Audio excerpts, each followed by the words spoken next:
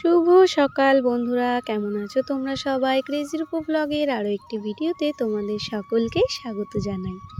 আজ রবিবার, বাজে এখন সকাল 7:30। আগের দিন স্কুল থেকে এসে বিকালবেলার দিকে অনেকগুলো জামা কাপড় কেচে রেখেছিলাম, সেগুলোই সকালবেলা নিয়ে চলে আসলাম একেবারে ছাদে। সংসারের বাসি কাজকর্মে এখনও হাত দিইনি, আগে জামা কাপড়গুলো মেলে দিই, তারপরে নিচে গিয়ে একে একে সমস্ত কাজগুলো করব। তোমরা তো জানোই আমি বিকালবেলায় কাপড় কাচলে সেগুলো বালতি ধরেই ভালো করে রেখে দিই ওপরেই, তো সেটাই এখন ভালো করে মেলে দিচ্ছি। আর আজ যেহেতু রবিবার, ছুটির দিন, না আছে স্কুল না আছে পিকলুর টিউশন, তাই তাড়াহুড়ো ব্যাপারটাও আজকে আমার মধ্যে নেই। ওই জন্যে একটা শান্তির ঘুম দিয়েছিলাম জানো তো, আর উঠতেও লেট হয়ে গেছে। তো যাকে, ওটা কোনো ব্যাপার নয়, অতটাও দেরি হয়নি, 7টা মতো বাজে এখন। তো চলো, জামা কাপড়গুলো মেলে ঝুলা হয়ে গেছে আমার। এদিকে দেখো, আস্তে আস্তে কিন্তু রোদটাও উঠেছে হালকা, তবে ঠান্ডাটা এখনও পুরোপুরি যায়নি। ওই সকালবেলায় ঠান্ডা আভাসটা একটুখানি থেকেই যায়। আর এদিকে সূর্যি মামাও প্রায় ওঠা ওঠা ভাব। আর এত হাওয়া হয় এখন, একটু এই 10টা 11টা বাজতে বাজতেই হাওয়া শুরু হয়ে যায়। তো তার আগে আশা করছি জামা কাপড়গুলো আমার শুকিয়ে যাবে, রোদটাও যেহেতু ভালোই উঠেছে। তো চলো, জামা কাপড়গুলো এদিকে শুকাক, আমি নিচে যাই, গিয়ে বাসি কাজকর্মগুলো সেরে নিই, তোমরা সঙ্গে থাকো। কি এনেছে আজকে? দেখি দেখি দেখি। এত বড় সমুদ্রের মাছ নিয়ে আসছো নাকি?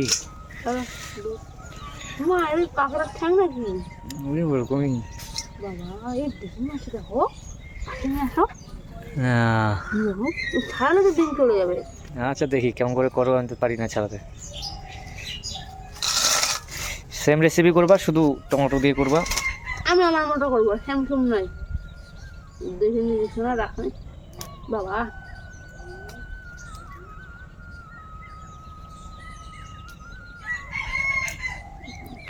বটিটা আনলা না? তো ইবাদত কর, বাটাই তো মুশকিল।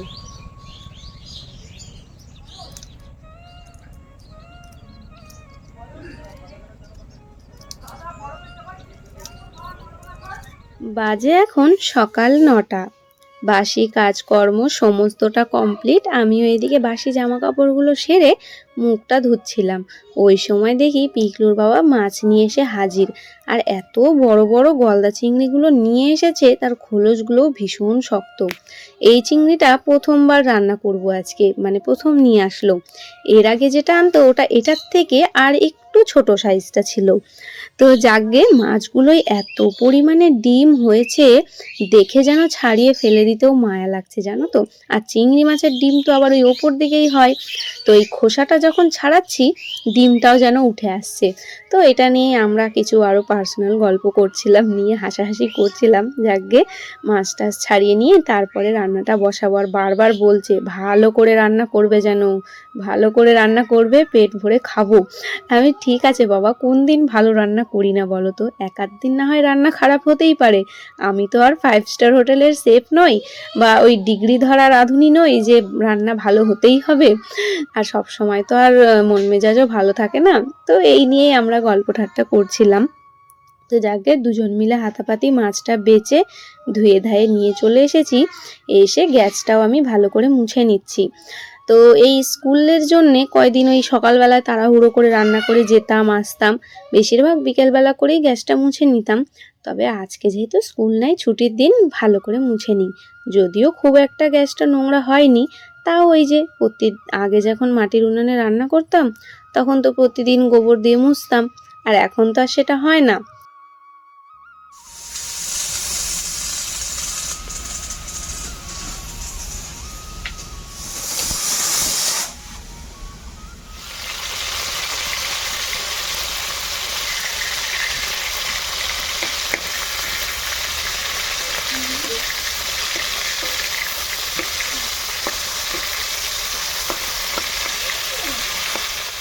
বসিয়ে দিয়েছি রান্না, চিংড়ি মাছগুলো ভেজে তুলে নিলাম, ওদিকে ডাল সিদ্ধ করে ফোড়ন দিয়ে নামিয়েছি, ভাতটাও হয়ে গেছে, এখন শুধু চিংড়ি মাছটা রান্না করলেই হয়ে যাবে।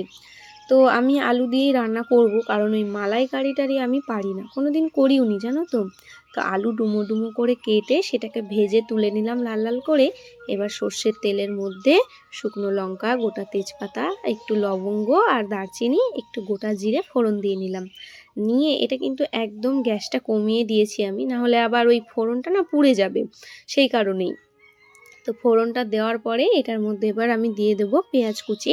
পেঁয়াজগুলো মিডিয়াম সাইজ করে কেটে নিয়েছি, নিয়ে একটু বেশি করে পেঁয়াজ দেব। দিয়ে পেঁয়াজটা এবার হালকা করে আমি লাল লাল করে ভেজে নেব, তারপরে বাকি জিনিসগুলো দেব। অনেক দিন হলো তোমাদের সঙ্গে না কোনো রেসিপি শেয়ার করা হয়নি, তো ভাবলাম চলো আজকে একটু এই চিংড়ি মাছটা কীভাবে রান্না করছি সেটাই তোমাদের সঙ্গে শেয়ার করি। আমার থেকে অবশ্য তোমরাই আরও ভালো রান্না করতে পারো, এটাতে কোনো সন্দেহ নেই। তো আমি চেষ্টা করি। এদিকে দেখো পেঁয়াজটা লাল হওয়ার পরে এখানে আমি আদা, রসুন, শুকনো লঙ্কা বাটা, একটু পেঁয়াজ বাটা একসঙ্গে দিয়ে দিলাম। আর এই মশলাটা আমি কিন্তু সম্পূর্ণ শিলের মধ্যেই বেটেছি। শিলে মশলা বাটলে না একটা আলাদাই রান্নার টেস্ট হয়, তো সেই কারণেই। এবার চলো মশলাটাকে একদম মিডিয়াম আঁচে ভালো করে আমি কষিয়ে নিচ্ছি। নিয়ে তারপরে ওই রোজকার মশলাগুলো দিয়ে দেবো এর মধ্যে। হলুদ গুঁড়ো, জিরে গুঁড়ো, ধনে গুঁড়ো, লবণ, লঙ্কার গুঁড়োটা যদিও খাই না, আর অনেকটা শুকনো লঙ্কা বেটে দিয়েছি, তাই লঙ্কার গুঁড়োটা আর দিলাম না। এবার এই মশলাগুলো দিয়ে এটাকে ভালো করে কষিয়ে নেব। কষানোর পরে জলের প্রয়োজন হলে সামান্য একটু জল দেব, ওই মশলার বাটিটা ধুয়ে যতটুকু জল লাগে সেটাই। এবার জলটা দেওয়ার পরে মশলাটা কিছুক্ষণ কষানোর পরে এখানে আমি একটা বড় সাইজের টমেটো কেটে নিয়েছিলাম, সেই টমেটোটা দিয়ে এবার ধীরে ধীরে কষিয়ে নেব। এই রান্নাটা করতে খুব একটা সময় লাগে না, তবে খেয়াল রাখতে হয় মানে আঁচটা যেন হালকা আঁচের মধ্যে হয়, না হলে তো মশলাগুলো জ্বলে যাবে। তো এদিকে দেখো টমেটোটা দিয়ে কিছুক্ষণ নাড়াচাড়া করার পরে টমেটোটাও অনেকটাই গলে গেছে। তো এরপরে এর মধ্যে আমি দিয়ে দিচ্ছি ওই ভেজে রাখা ডুমো ডুমো করে কাটা আলুগুলো। আলুটাও বেশ লাল লাল করেই ভেজেছিলাম, এতে কিন্তু হাফ আলু সেদ্ধ হয়ে গেছে ভাজতে গিয়েই। তো আলুটা কিছুক্ষণ নাড়াচাড়া করে কষানোর পরে ওই আলুর বাটিটাই একটু ধুয়ে হালকা জল দিয়ে দিলাম। দিয়ে এবার এটাকে জলটা ঢাকা দিয়ে শুকিয়ে নেব, এতে করে আলুটাও অনেকটাই সেদ্ধ হয়ে যাবে। কিছুক্ষণ পরে ঢাকনা খুলে এই যে দেখো জলটা কিন্তু অনেকটাই শুকিয়ে গেছে। এটাকে নাড়াচাড়া করার পরে এবার যে চিংড়ি মাছগুলো ভেজে রেখেছিলাম সেই চিংড়ি মাছটা এতে ঢেলে দিলাম, দিয়ে এটাকে এবার আরেকটু কষিয়ে নেব। আর একটা কথা কি জানো তো, মাছ ভাজার পর পর কিন্তু পিকলুর আর আমার 2-3টে চিংড়ি মাছ খাওয়া হয়ে গেছে। এই জিনিসটা তোমরা কারা কারা করে থাকো বলবে, কিন্তু চিংড়ি মাছ ভাজতে ভাজতে এই খাওয়ার অভ্যাসটা আমাদের আছে। তো যাকে এদিকে দেখো ঝোলটা ফুটে ওঠার পরে এখানে একটু ধনেপাতা কুচি দিয়ে দিলাম, আর দিয়ে দিচ্ছি একটু গরম মশলার গুঁড়ো। গরম মশলাটা ঢালা হয়নি, প্যাকেটেই ছিল, দেখছি সেটে সেটে গেছে। তো খুব বেশি জল দিইনি আমি, আর ঝোল ঝোল যেহেতু করব না, তো সেই কারণে ওই সেদ্ধ হতে যতটুকু জল লাগে সেটাই দিয়েছিলাম, আর একটু গ্রেভি গ্রেভি হবে। এবার এটাকে ঢাকা দিয়ে রাখবো, দিয়ে নামিয়ে দেবো। আহা হা হা, চিংড়ি মাছের কালার কি হয়ে যাবে, কালো কুটকুটা একদম। কালার পছন্দ হয়েছে? খাওয়া পছন্দ হলেই হলো, এখন সেটাই হলো মেন কথা। না, কালার পছন্দ হয়েছে কি তরকারির? খাও। এটা তো খাবো না আমি, মাথাটা। বাটিগুলো নামাও। এই মাছগুলা যতই দেখবা রান্না করো একটা শালা গন্ধ থাকেই, সমুদ্রের মাছ না। কই মাছের একটা গন্ধ থাকে, তারপরে তোমার মাগুর মাছেরও একটা গন্ধ থাকে। পেট শান্তি, পেট শান্তি হলেই মন শান্তি, তাই না? মনের রাস্তায় যাওয়া যাবে তো। পেটের রাস্তা খুললে তারপরে তো মনে যাওয়া যাবে, তাই না? খুলেছে কি?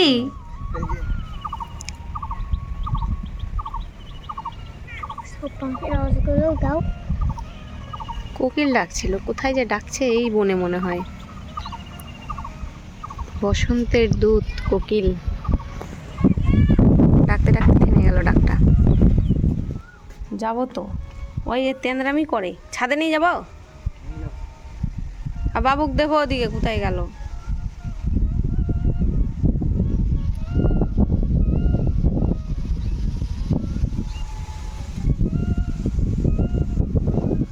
রে বাবা রে, এত হাওয়া হচ্ছে আজকে সারা দিন, পুরো ঝড়ের মতো হাওয়া।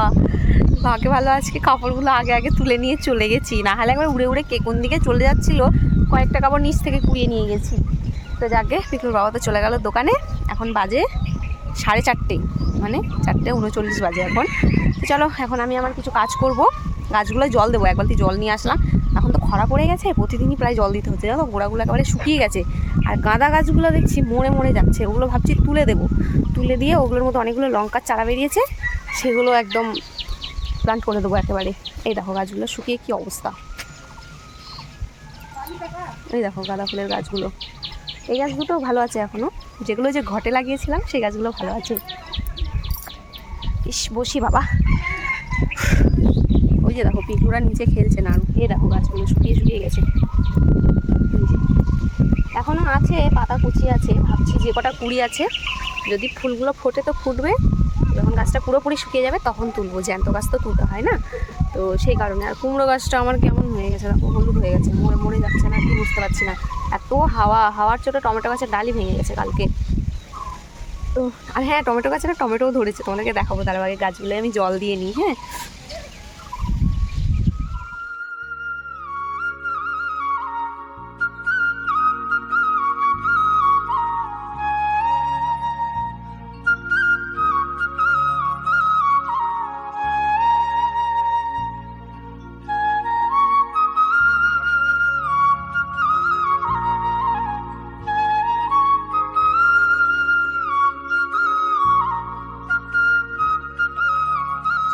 হয়ে গেছে গাছে জল দেওয়া। একটা জিনিস দেখাই তোমাদের, এই দেখো এই টমেটো গাছটায় কি সুন্দর টমেটোগুলো ধরেছে, এই দেখো, কিন্তু পাতাগুলো না মরে মরে যাচ্ছে, দেখো কেন যে হচ্ছে, এখন সিজন চলে যাচ্ছে জন্য নাকি বুঝতে পারছি না। আর এদিকে দেখো স্ট্রবেরি গাছ লাগিয়েছিলাম, স্ট্রবেরিটা কি সুন্দর পাকতে লেগেছে, দুটো তুলে খাওয়া হয়ে গেছে পিকলুর। এই গাছ থেকে একটা তুলেছি, আর এই যে এই গাছটা, এই যে মা এদিকেও একটা আছে। স্ট্রবেরিগুলো মনে হয় বাড়ছে না, অনেক দিন হলো তোমাদের সঙ্গে আমার গাছগুলো শেয়ার করা হয়নি। এই যে গোলাপ গাছটা দেখো, এই তো খালি ঢেং ঢেঙি লম্বা হতে আছে, কতটা লম্বা হয়েছে দেখো গোলাপ গাছটা, এই দেখো অনেকটা লম্বা হয়েছে। এটা তো এদিককার গাছ, ওইদিকে আরেকটা গাছ রয়েছে, দাঁড়াও দেখাই তোমাদেরকে। এই যে দেখো এই টবের মধ্যে দুটো লঙ্কার গাছ বাবা পুঁতে দিয়েছে, আর এই যে টমেটোর গাছটা দেখো, বড় গাছটার কি অবস্থা, ডালটা একেবারে কালকে ভেঙে গেছিলো, এই দেখো আমি বেঁধে দিয়েছিলাম, আজকে বাকিটাও ভেঙে গেছে। প্রচুর টমেটো ধরেছে গাছটায়, প্রতিটা ডালে ডালে টমেটো দেখো, কিন্তু গাছটা ভেঙে গেল, অবশ্য পুরোটা ভাঙেনি কো। এই দেখো এখানে দুটো, এই যে এই ডালটায় 2-3টে রয়েছে, এই যে এখানে তো প্রচুর জালি এসছে, গাছটা কি আদৌ হবে? এই যে দেখো, আর এই লঙ্কার চারাগুলো দেখো, এখানে বীজ ফেলা হয়েছিল, কত চারা বেরিয়েছে, প্রচুর লঙ্কা চারা বেরিয়েছে। ভালো ভালো জিনিসগুলোই যেন তাড়াতাড়ি নষ্ট হয়, যেন গাছটা এত সুন্দর হয়েছিল, কালকে হাওয়ার চোটে গাছের ডালটাই ভেঙে গেছে, এখনও হাওয়া হচ্ছে। আর এই দিকটা তো ফাঁকা মাঠ গোড়াটা, এই দিক দিয়ে হাওয়াটা আরও বেশি লাগে। গাছটা ওই দিকে রেখেছিলাম, কিন্তু ওদিকে আবার না রোদ পাইতো না ভালো করে, ওই জন্যে বাবা আবার এদিকে দিয়ে দিয়েছিল, এদিকে দেওয়াটাই মনে হয় ভুল হয়েছে। ডালটা এমনভাবে ভেঙেছে একবার, এই যে মাঝখানের ডালটা, মানে মাঝখানের মেন ডালটা ভেঙে গেছে, এই যেটা, তার মধ্যে গাছটা ভারীও হয়ে গেছে, কী যে করি বুঝতে পারছি না। কেমন মনটা খারাপ হয় বলো, হওয়া গাছ, নিজের হাতে তৈরি করা গাছ যদি এরকম হয়ে যায়, সত্যি খারাপ লাগে। তো যাকে কিছু করার নেই, যেটুকু থাকার থাকবে। তাও তো গাছটা এত বড় হয়ে গেছে, খালি ফুলই ফুটে যায়, ফুলই ফুটে যায়, টমেটো আর ধরে না।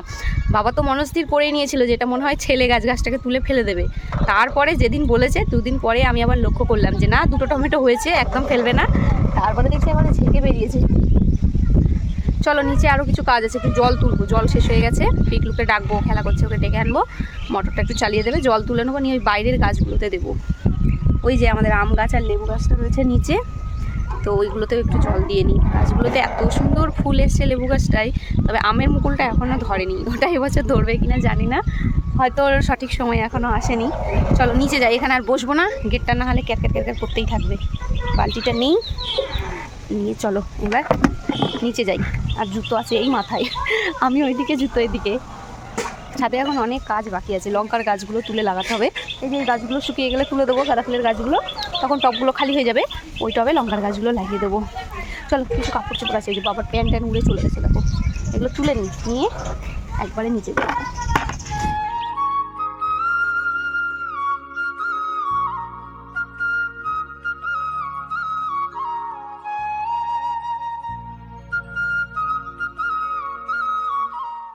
হয়ে গেছে জল তোলা, একেবারে এক বালতি জলই বাইরেও নিয়ে চলে আসলাম গাছগুলোই দেবো বলে। এই গাছগুলোই বেশিরভাগ সময় বাবাই জল দিয়ে দেয়, তবে কদিন ধরে কাজের চাপে আর দিতে পারেনি, তাই আমি দিয়ে দিচ্ছি। আর এই আম গাছের মধ্যে যে মশারিটা ঝুলে আছে দেখতে পাচ্ছ, ওটা না গাছটাকে বাঁচানোর জন্য দিয়েছি, না হলে এত ছাগলের অত্যাচার, গাছের ছালগুলো শুদ্ধ টেনে মানে কামড়ে কামড়ে খেয়ে নেয়।